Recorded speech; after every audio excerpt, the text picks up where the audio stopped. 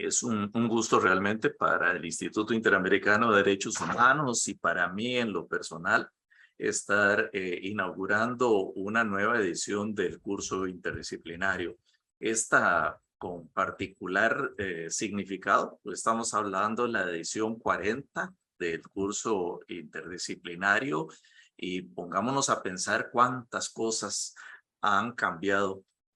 para bien y para mal en estas 40 años desde que el curso interdisciplinario se efectuó por primera vez. Claro que lo hemos repensado, lo hemos actualizado, lo hemos reestructurado muchas veces, pero este curso interdisciplinario sigue teniendo un enorme valor, no solamente como una actividad educativa, que lo es, no solamente como un espacio de encuentro que pretende serlo, no solamente como el generador de una cantidad importante de redes formales e informales entre exalumnos y exalumnas, que lo es, o que trata de serlo, sino sobre todo siempre una propuesta de estar renovando y repensando la agenda de derechos humanos en la región y más allá. Y por eso les decía que en estas décadas que han transcurrido, pues hemos visto diferentes retos aparecer, el del rescate de la idea misma de derechos humanos, el de la apropiación de los derechos humanos por el discurso oficial, la necesidad de la capacitación especializada, después la profundización en los temas educativos, la investigación pionera y diversificada, hasta llegar a los tiempos actuales, que son tiempos en como ya lo adelantaba Jorge Padilla,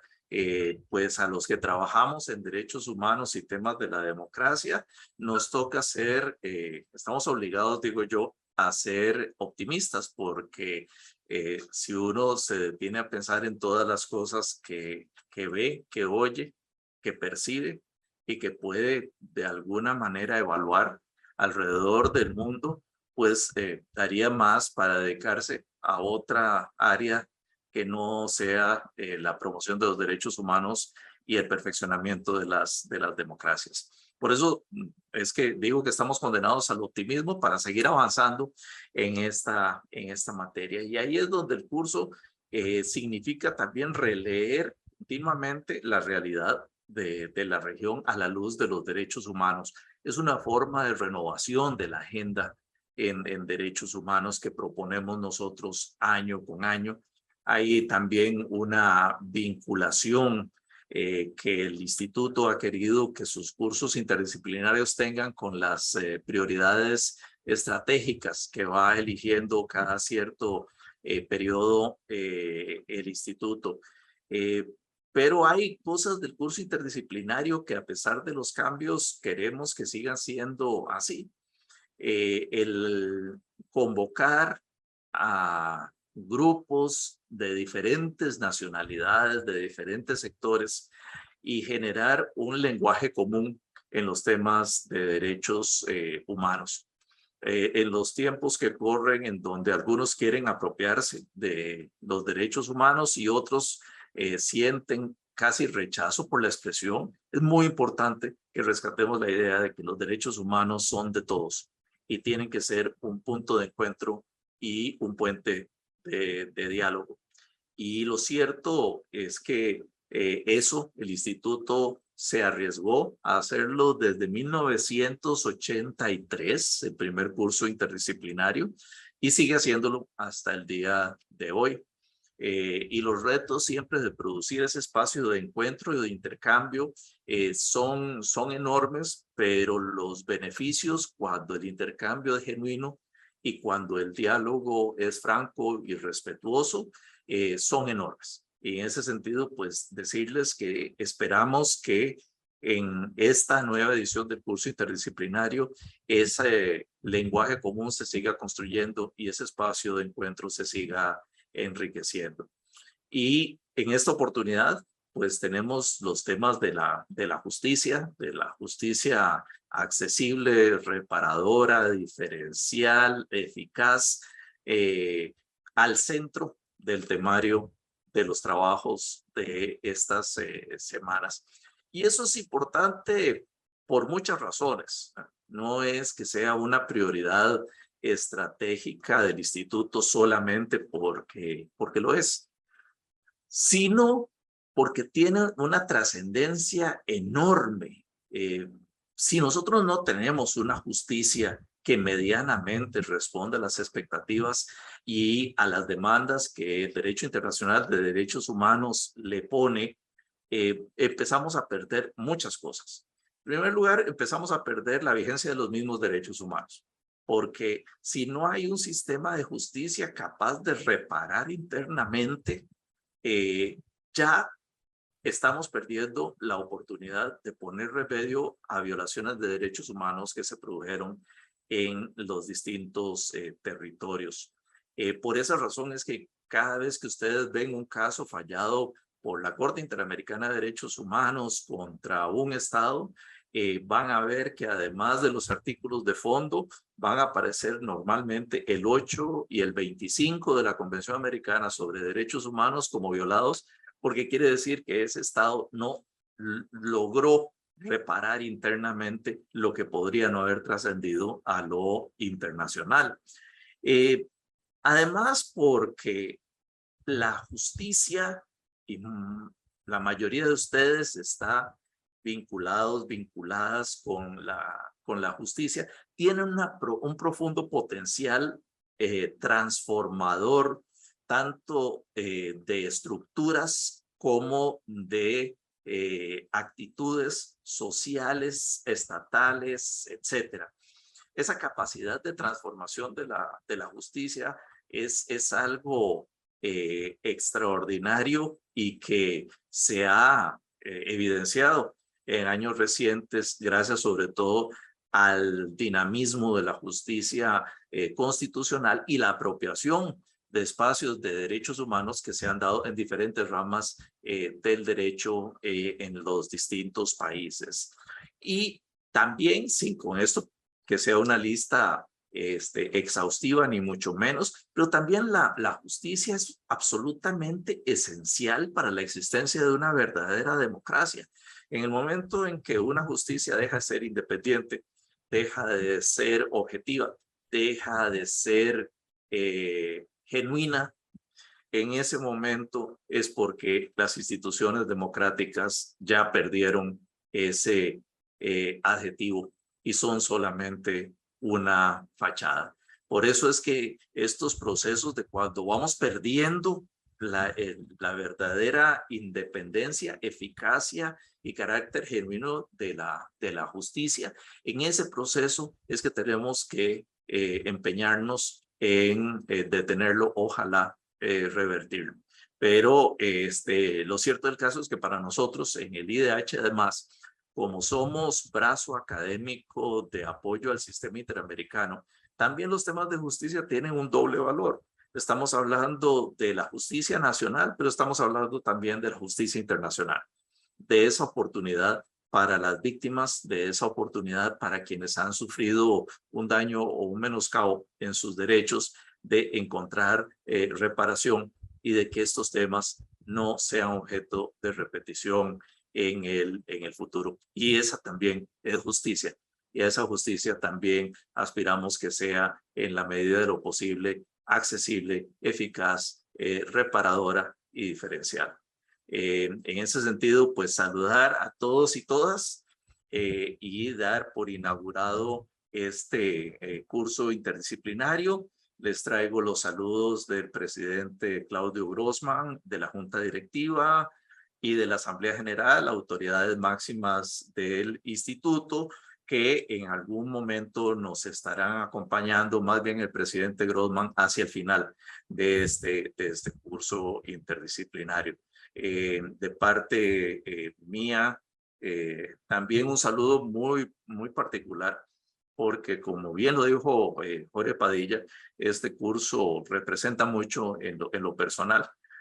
Cuando tomé el curso como estudiante fue mi primer contacto con el instituto, no conocía el instituto, lo conocí gracias al curso interdisciplinario Mi primera posición permanente en el instituto fue ser director del curso interdisciplinario. Comprenderán que años después. Y también he tenido la posibilidad de estar dentro del equipo que ha hecho transformaciones muy significativas al curso interdisciplinario en orientación, en metodología, etcétera. Algunos de nosotros fuimos responsables de introducir los primeros casos de estudio en el curso, de impulsar la generación de talleres y esquemas participativos, de tal manera que este curso en lo personal representa mucho. Y en ese sentido, pues compartir con ustedes que me siento siempre muy emocionado y muy alegre a la hora de poder inaugurar un curso interdisciplinario, y más cuando llegamos a una fecha tan significativa como son los primeros 40 años, que esperamos sean muchos más, de este curso interdisciplinario. Y con esas palabras, pues yo daría por inaugurado el curso antes de pasar a mi conferencia. Quiero proponerles una reflexión a propósito de un viaje que un poco como el escrito de Alejo Carpentier termina siendo un viaje a la semilla, o sea, un viaje que avanza pero regresa a encontrar sus propios orígenes. En este tránsito de cuando veíamos los temas de discriminación solamente como la prohibición de discriminación en el goce de derechos, hasta llegar en la actualidad a hablar precisamente de diferencias que son necesarias para reconocer derechos de poblaciones, sectores e individuos en determinadas condiciones. Y lo interesante, por eso les decía el viaje a la semilla, es que cuando concluyamos ese viaje nos vamos a dar cuenta que estos son como las capas de una cebolla, que en realidad no es que una derogó a la anterior, sino que terminan coexistiendo y complejizándose en este mundo tan rico que es el mundo de los derechos humanos. E inicio con una reflexión que va a marcar un poquito todo este tránsito que vamos a hacer, y que yo le pido a Jorge que cuando ya llevemos 35 minutos me advierta para ir cerrando si es que me he detenido innecesariamente. Recordando un pensamiento nada menos que de Aristóteles, que desde aquella época decía que tan injusto era tratar desigual a los iguales como lo era tratar igual a los desiguales. Y ese postulado, que además estaba asociado precisamente con el carácter de la justicia y de la forma en que la justicia impartida puede corregir desigualdades de hecho, eh, parece mentira a mucha gente esa idea de la igualdad correctiva, no la entendió, no la aplicó y quiso partir de la ficción de que todos somos iguales. Entonces, por eso la tesis que quiero exponer con ustedes es que el derecho de los derechos humanos ha pasado por transformaciones fundamentales en su concepto de igualdad, hasta reconocer necesidades, derechos y oportunidades específicas de poblaciones vulneradas, vulnerables o vulnerabilizadas. Y en ese tránsito es que planeamos transcurrir los siguientes minutos. La primera referencia que ustedes encuentran, y estoy hablando fundamentalmente en una perspectiva de derecho internacional de los derechos humanos, aunque ustedes sabrán reconocer muchos de estos puntos también en los ordenamientos nacionales, pero no los van a reconocer en el mismo orden que se los voy a plantear yo. Los voy a plantear sobre todo desde la perspectiva del derecho internacional de los derechos humanos. La primera mención a los temas de discriminación e igualdad está en los primeros instrumentos de derechos humanos, tanto los declarativos como los obligatorios.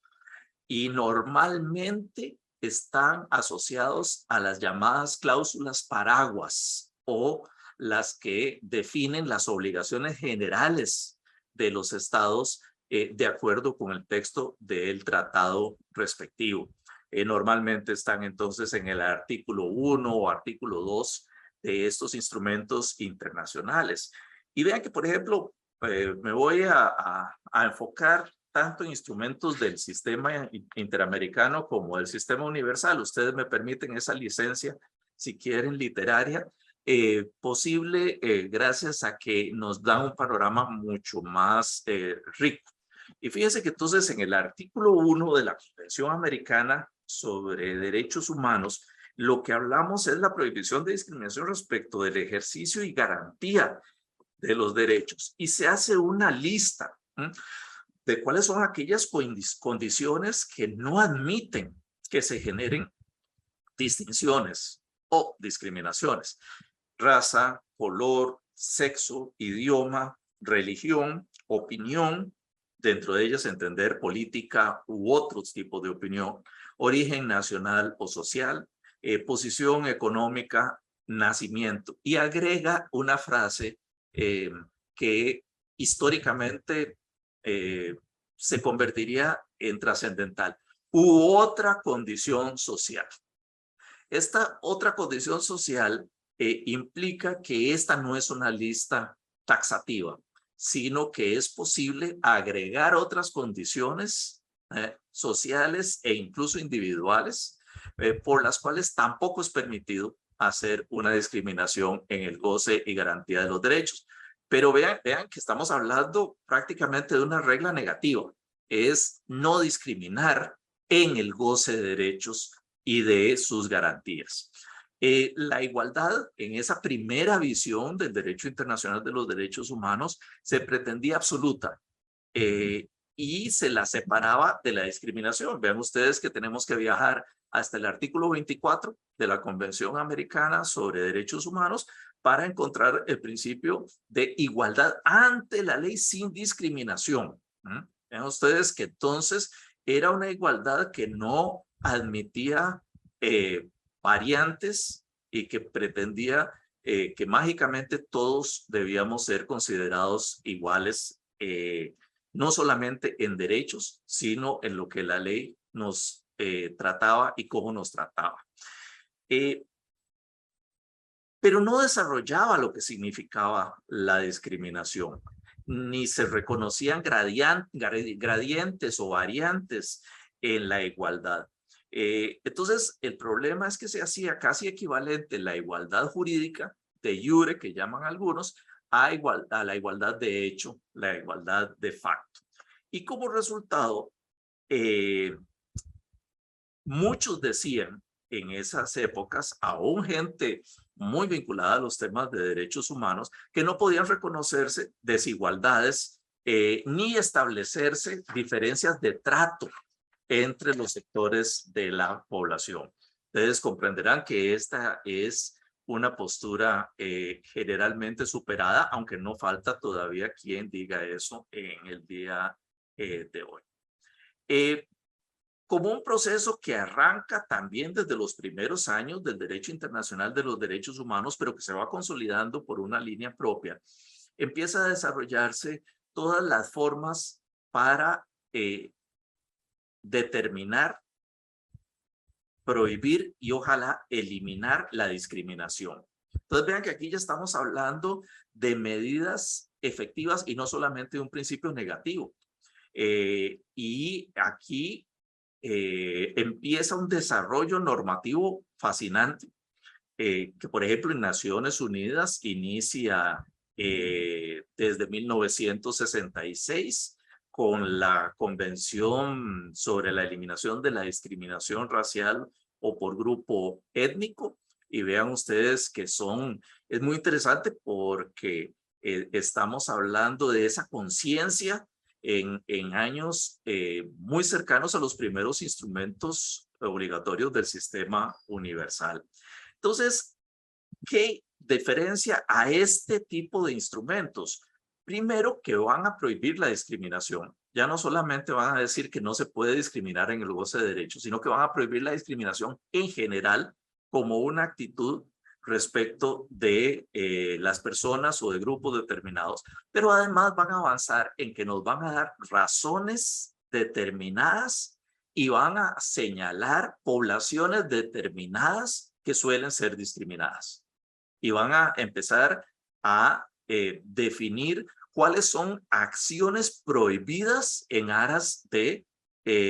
precisamente eliminar la discriminación. Empiezan algunos verbos o sustantivos muy determinantes que luego vamos a escuchar muchas veces en los tratados de derechos humanos y que definen estas discriminaciones prohibidas como exclusión, restricción o preferencia que deben ser evitadas, eliminadas y de producirse deben ser reparadas de alguna manera. Muy interesante porque también empieza a trascender cuál es la obligación de los estados y se les pide a los estados no incurrir en discriminación, una obligación directa, como ustedes entienden, pero empiezan a aparecer obligaciones indirectas. No permitir, lo cual quiere decir que el Estado también puede ser responsable por discriminaciones que se practiquen en el ámbito de su competencia, aunque no sean hechas por el propio Estado o sus órganos, y sancionar, los cuales unen una obligación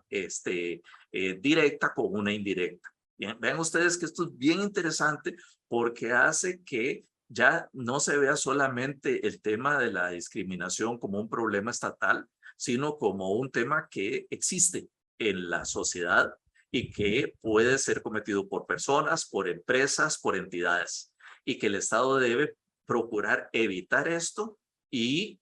no facilitar las condiciones para que se dé. Aquí empezarían a aparecer otros instrumentos, quizá el más determinante, 1979, cuando tenemos la Convención sobre la Eliminación de la Discriminación contra la Mujer, que empieza a marcar pues un rumbo,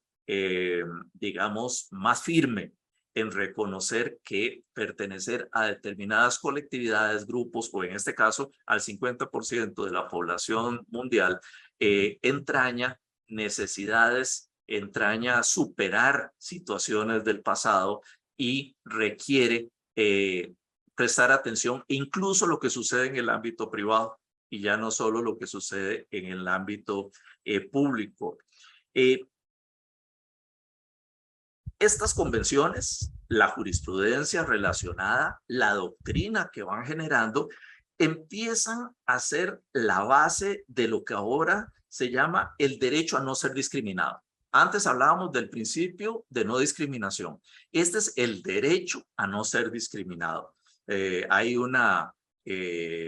influyente organización no gubernamental con sede en Londres, Gran Bretaña, Equal Rights, que ha hecho de esta frase su lema institucional, el derecho a no ser discriminado, y que precisamente patrocina el intercambio de piezas legislativas, jurisprudenciales, en donde se va avanzando en este derecho a no ser discriminado. Este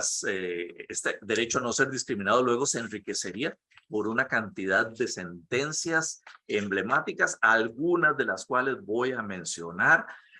otras que seguramente ustedes conocerán o podrán ir identificando a lo largo de este curso. Mi colega y buen amigo Jorge Padilla ha podido precisamente hacer recientemente una recopilación de algunas citas de la jurisprudencia de la Corte Interamericana particularmente relevantes en este tránsito de pasar del principio de no discriminación, que no por eso queda derogado, sino aumentar ahora al derecho de no ser discriminado y luchar contra esas formas de discriminación, que nos lleva pues a un siguiente capítulo, que es el derecho a no ser discriminado. Se tiene frente a los estados, pero como ya acabamos de decir, en realidad se manifiesta frente a otras personas, frente a empresas, frente a agencias estatales o internacionales. Y esto es tremendamente importante porque pone al Estado con una responsabilidad internacional de manera indirecta. Pero también en este nuevo capítulo empieza a profundizarse en que ciertas distinciones son necesarias y en consecuencia que no toda distinción es discriminación. Este es un pensamiento valioso porque ustedes recordarán o sabrán históricamente que esto es lo que alimenta todas las propuestas, movimientos, medidas para remediar exclusiones y restricciones estructurales que han existido ahí en el marco de la sociedad, que incluso se veían como naturales, entre comillas, pero que evidentemente son cuestionadas y que llevan a algunos a plantear algunas instituciones, algunos estados a adoptar medidas y mecanismos para incluir a grupos que sistemáticamente han sido postergados. Esto significa, primero, el reconocimiento de la desigualdad real, lo cual lleva a enormes debates sobre la justicia, la igualdad. Empieza a surgir como un concepto diferente de la igualdad, el de equidad, como el restablecimiento de una igualdad que no existe en el mundo de hecho, o por lo menos la generación de condiciones para que ese piso esté más nivelado para todos los participantes en la vida social y en sus manifestaciones. Y también empiezan a aparecer las medidas positivas para superar desigualdades de hecho. Asegurar cuotas, asegurar ingresos preferenciales a estudios, a determinadas instituciones, precisamente para grupos que tradicionalmente han sido postergados y que por lo tanto padecen de una postergación estructural. Esto avanza posteriormente cuando estas diferencias reales, un cuarto capítulo si ustedes quieren, empiezan a generar la necesidad de adoptar instrumentos que no solamente prohíban la discriminación, sino que reconozcan como valiosas y objeto de protección características o rasgos inherentes a grupos, comunidades, colectividades o pueblos determinados. Entonces, ahí tenemos, por ejemplo, los esfuerzos de la Organización Internacional del Trabajo, primero por el convenio 107 de 1957 y que luego se corrige mucho, sobre todo en enfoque y en lenguaje, con el convenio 169 en el caso de poblaciones indígenas y tribales. Vean que ya es un instrumento que no solamente prohíbe discriminación, no solamente reconoce desigualdades de hecho, sino que ahora también valora características de las poblaciones indígenas y además asigna protección a determinadas condiciones como el territorio o el derecho autóctono que, digamos, son inherentes a la vida de estas comunidades. Creo que tal vez el paso más decisivo en esta dirección de empezar a reconocer el valor de la diversidad lo da la Conferencia Mundial de Derechos Humanos de Viena en 1993. Piensen ustedes que estamos a la vuelta de la esquina. 1993 suena, sobre todo para quienes de ustedes que tengan 30 años o menos, suena como mucho tiempo, pero en realidad es un pestañazo en la historia. Entonces, no hace mayor tiempo de esto. ¿Y qué dice la Conferencia Mundial de Viena? Quienes tuvimos la oportunidad, yo no estuve ahí, pero sí participamos muchísimo en el instituto en las actividades preparatorias de cómo llevar posiciones regionales comunes. Dice ciertas cosas que ahora nos parecen relativamente evidentes, aunque a alguna gente no le gustan, pero nos parecen bastante evidentes. Se reconoce por primera vez a un nivel internacional de esas dimensiones que los derechos de las mujeres son derechos humanos, incluido lo que ocurra en el ámbito privado y que por lo tanto la violencia contra las mujeres es un tema de derechos humanos y debe ser parte del mundo y de los instrumentos y de los recursos y de los procedimientos de derechos humanos. Fíjense, 1993 tuvimos que esperar a llegar a eso. Y la misma conferencia de Viena llamó a universalizar la Convención de Derechos de la Niñez y la Adolescencia, entonces llamada Convención del Niño, que ya estaba en vigor desde 1990, pero darle una vigencia más real. Irónicamente fue la convención que reunió a más jefes de Estado cuando fue adoptada y sin embargo sigue siendo, como les consta a ustedes, una de las menos respetadas en la realidad. Y la conferencia de Viena llama a a aumentar la ratificación y la eficacia de esta convención y su efecto. Y también declara el igual valor de los derechos individuales y colectivos como el mismo valor de los derechos civiles, laborales o sociales. Y un poco en la conferencia de Viena de 1993, por eso es un parteaguas, deja atrás discusiones de mucho tiempo sobre las generaciones de derechos humanos o sobre si los temas en el ámbito privado podían llegar a ser temas de derechos humanos y realmente establece una nueva perspectiva que tiene que ver con esta valoración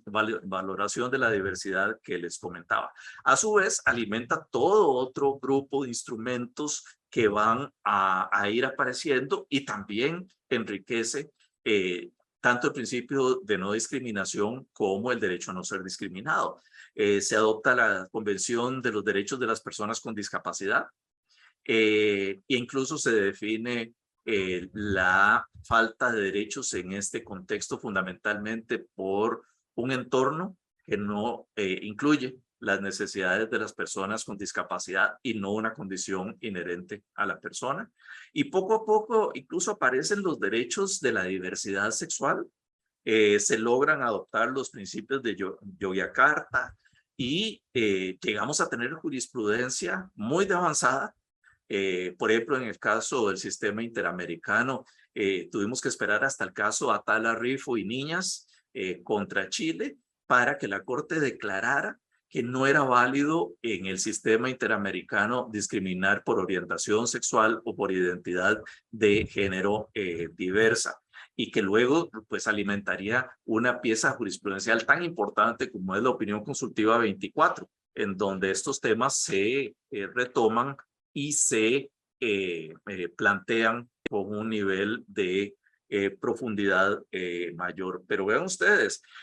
revisen los artículos de los instrumentos internacionales y no van a encontrar ni orientación sexual ni identidad de género y en los originales tampoco van a encontrar el reconocimiento de las necesidades específicas de las mujeres y las necesidades de que el Estado atienda estas necesidades específicas. Entonces, todos estos capítulos van creando este tránsito del principio de no discriminación al derecho a no ser discriminado, al reconocimiento de la diversidad, a el planteamiento de la necesidad de reconocer características, rasgos de comunidades y colectividades, hasta llegar a un capítulo pues más reciente y que es con el que quiero no ir cerrando porque me falta todavía la alusión a la justicia, pero sí ir completando esta cebolla que les decía. La capa más interna sería ese principio de no discriminación, después el derecho a no ser discriminado, después el reconocimiento a la diversidad y hasta llegar a hablar de la vulnerabilidad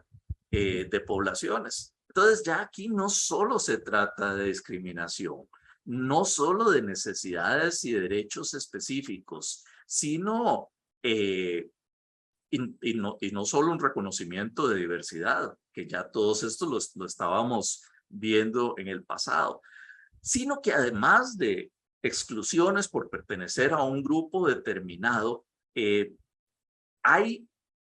relaciones con el entorno que exponen a poblaciones a la conculcación de sus derechos,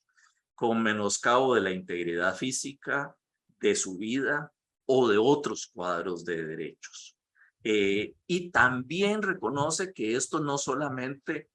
afecta a determinadas poblaciones, sino que hay circunstancias que también generan vulnerabilidad. Por ejemplo, la migración, sobre todo aquella que es irregular, o la relación y la persona, entre la persona y su entorno, como lo es la discapacidad.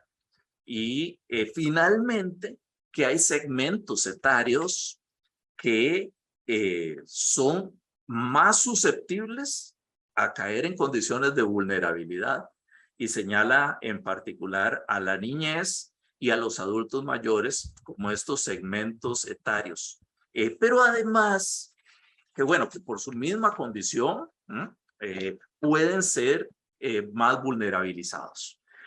Y los estados en consecuencia deben actuar, vean que ahora no es solo prevenir, no es solo evitar, no es solo reconocer, sino deben actuar para identificar, mitigar las condiciones, circunstancias o situaciones que generan o aumentan la vulnerabilidad. Es una acción positiva, es una acción general, es una acción preventiva, igual que reactiva. Es una acción compleja, que es la que se le pide a los estados. Y además se desarrolla el concepto pues más reciente, por lo menos más reciente en la jurisprudencia de la Corte Interamericana, que es el de la interseccionalidad de la discriminación y la vulnerabilidad, que dicho en sencillo es la confluencia de factores múltiples de vulnerabilidad por riesgo de discriminación estructural o personal. Y típicamente, si estamos hablando de una mujer que es menor de edad, por lo tanto niña, que ha migrado con su familia y por lo tanto está en condición de migrante, lo cual la somete a nuevas circunstancias de vulnerabilidad, y es una familia que está en condición de pobreza y que este ha sido el generador de su migración. Hay una obligación de los estados de aplicar lo que la Corte Interamericana ha recogido de otras escuelas de pensamiento y ha insistido en ella, que es la protección reforzada. Es decir, cómo atender esta múltiple discriminación o vulnerabilidad de estas personas que lamentablemente en nuestra región, además, el hablar de interseccionalidad es un poco describir la realidad de millones de personas todos los días. Y como les decía, este viaje que les he esbozado, tal vez más con un interés didáctico que doctrinario, pero que me parece interesante como para ponernos a reflexionar en cómo en relativamente poco tiempo se nos ha complejizado tanto el tema del reconocimiento de diferencias, y que hoy conviene más hablar de una búsqueda de la igualdad que de una existencia de la igualdad. Pero quería cerrar con un pensamiento final de cómo la justicia, tanto nacional como internacional, pero sobre todo la justicia tiene un papel fundamental para reconocer cada una de estas capas de la cebolla que acabo pues de esbozar para ustedes. Vean, el papel transformador y reivindicativo de derechos de la justicia es esencial en los tiempos que corren. Quizá por eso el poder a veces está muy celoso de la justicia, y por eso a veces el poder, sea el estatal, sea el de los grupos políticos, sean los poderes fácticos, se sienten incómodos a veces y a menudo con una justicia que esté empoderada de su capacidad de reconocer derechos, evidenciar situaciones y revertir cuadros de discriminación o de vulnerabilidad. Y les digo algunos ejemplos que permiten que la justicia pueda tener esta enorme tarea, este gran dinamismo, ser un motor, sobre todo en sociedades que políticamente se encuentran muy trabadas y que no toman decisiones actualizadas u oportunas. Bueno, todo esto también es potenciado por fenómenos como el garantismo judicial, es decir, buena parte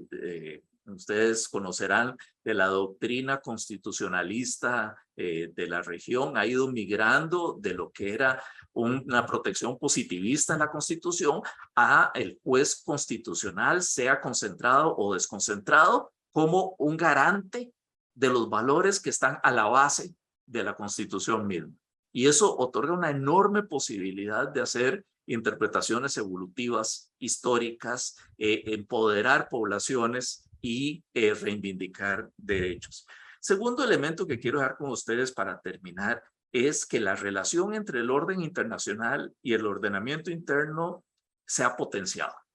Y esto siempre ha habido un gran dinamismo desde que nació el Derecho Internacional de los Derechos Humanos, pero hoy en día tenemos instrumentos, instituciones como el control de convencionalidad, que no es más que potenciar esa relación entre lo internacional y ponérselo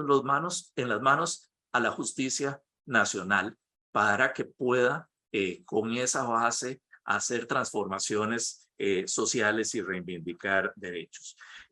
Otro elemento importante es la dinámica o diálogo entre los tribunales internacionales y los nacionales,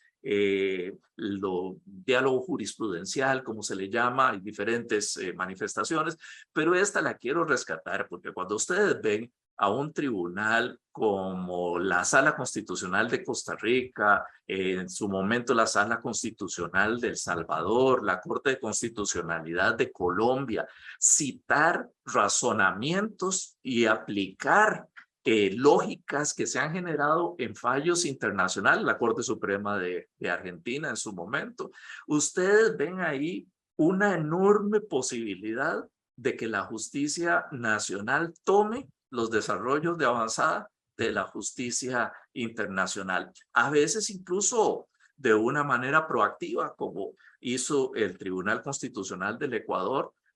al interpretar qué significaba la OC 24, la opinión consultiva 24, en el tema de los derechos de las personas de las parejas del mismo sexo. Y finalmente, con eso, sí, ya cierro, el hecho de que hoy en día hablamos de una justicia diferencial. Y esto hace a uno de los adjetivos, digamos, que señalamos en este curso interdisciplinario, porque una justicia diferencial quiere decir muchas cosas, pero dentro de ellas el reconocimiento de la diversidad y que esto genera requisitos tanto de acceso como de conocimiento del fondo con la óptica que esa diversidad impone. Y no se trata solamente, como han hecho algunos poderes judiciales, que es una buena iniciativa, crear una oficina para asuntos indígenas, crear una oficina para asuntos de la mujer, crear una oficina para asuntos de las poblaciones afro. Se trata también de que la justicia en general entienda que el mundo no es igual, que entraña desigualdades muy severas, pero que también presenta una rica diversidad que tiene que ser enfocada y que tiene que ser tomada en cuenta a la hora de impartir justicia y conocer de los diferentes casos. Creo que me excedí unos minutos que mi buen amigo Jorge Padilla no me ha llamado la atención, pero quería dejar esos pensamientos más como una reflexión de ingreso que como otra cosa. Y pues sí, ver si generamos un diálogo con ustedes a lo que el tiempo buenamente nos dé.